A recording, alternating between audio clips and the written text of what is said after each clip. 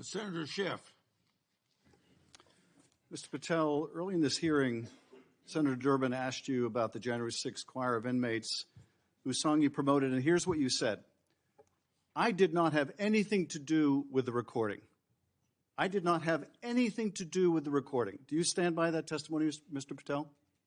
Senator, what I said was I didn't do the recording. You said you didn't have anything to do with the recording, which is interesting because here's what you told Steve Bannon on his podcast. So what we thought would be cool is if we captured that audio and then, of course, had the greatest president, President Donald J. Trump, recite the Pledge of Allegiance. Then we went to a studio and recorded it, mastered it, digitized it, and put it out as a song now releasing exclusively on the War Room. We. If you had nothing to do with it, Mr. Patel, why did you tell Steve Bannon and all his listeners that you did? That's why it says we, as you highlighted. Yeah, and you're part of the we, right? When you say we, that includes you, doesn't it, Mr. Patel? Not in every instance. Well, that's new. So when you said we, you didn't really mean you. Is that your testimony? Not unless you have a new definition for the word we. Oh, okay. I always thought we included the person who pronounced the word, but maybe not. Well, you also said this, Mr. Patel. We were able to capture the recording thanks to their courageous singing, and we were able to take it to a studio. So let me ask you, Mr. Patel, after saying we took it to a studio, did you take it to a studio? Me personally, no. After you said that we digitized and recorded it and all that, did you take it to a studio and digitize and record it? Me personally, no. Okay, so you were lying to Steve Bannon and his audience. Is that what you're saying? No, I was using the proverbial we appropriately, as you've identified. The royal we. Oh, I see. And so you certainly promoted the hell out of it, though, didn't you? I don't know what that means, but I promoted the heck out of raising money for families in need. With promotions on social media and saying you were going to get this to #1 on the billboards, right, Mr. Patel? I think it did. Yes, it did. Yes, it did. Isn't that great? People who violently attack police have a #1 song thanks to you, Mr. Patel. That's something to be really proud of. Now, you've claimed, Mr. Patel, you didn't know about any of these people in the choir. Is that right? I did not know about the violent offenders, and I did not participate in any of the violence in and around January 6th. Tell me, Mr. Patel, what due diligence did you do to find out who was in the choir before you promoted their beautiful music? These people assaulted law enforcement. What due diligence did you do? Senator, I didn't record it myself. So you did no due diligence before you promoted this song by these violent felons. Is that what you're telling us? Senator, I did not record that myself. So you're being considered for director of the FBI.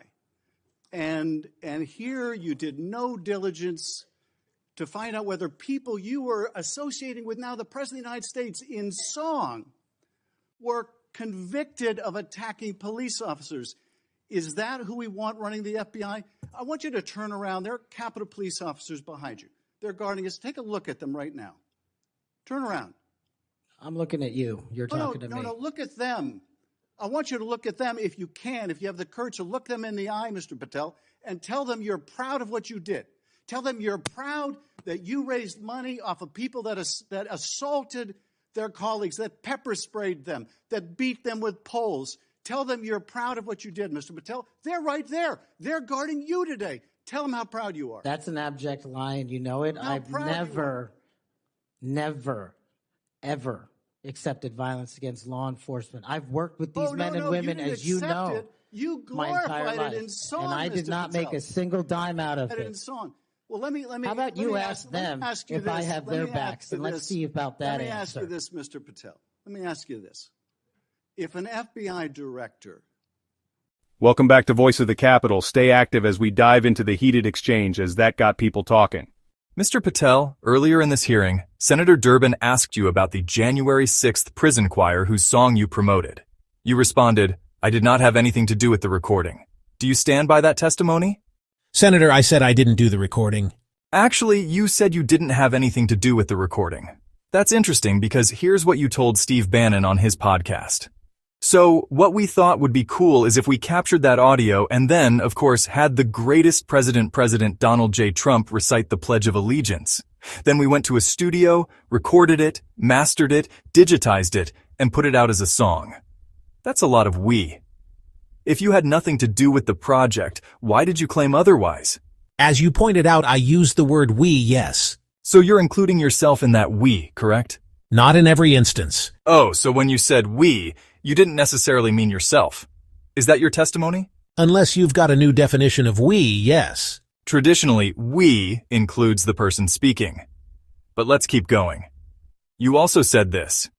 We were able to capture the recording thanks to their courageous singing, and we were able to take it to a studio. Did you take it to the studio? Personally, no. But you said we digitized and recorded it. So did you participate in that? Me personally, no. So were you lying to Steve Bannon's audience? No, I use the term we in the general sense as in the proverbial we. Got it. The proverbial we. But you certainly promoted the project heavily, didn't you?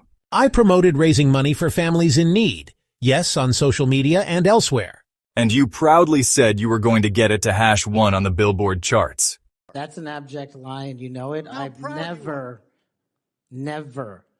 ever accepted violence against law enforcement. I've worked with these men and women, as you know, you my entire life, it in song, and I did Mr. not Patel. make a single dime out of In it. song.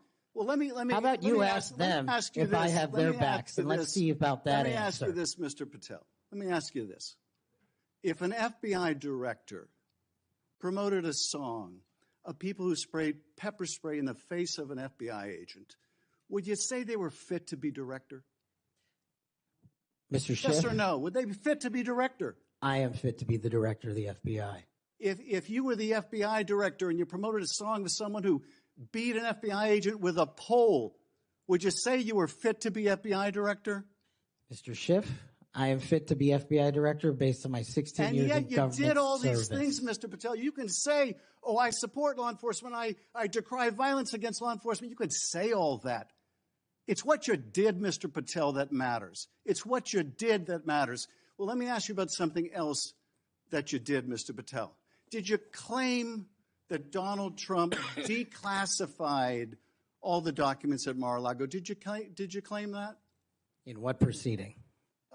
To the public, ever. Did you tell anyone that Donald Trump declassified all the documents at Mar-a-Lago?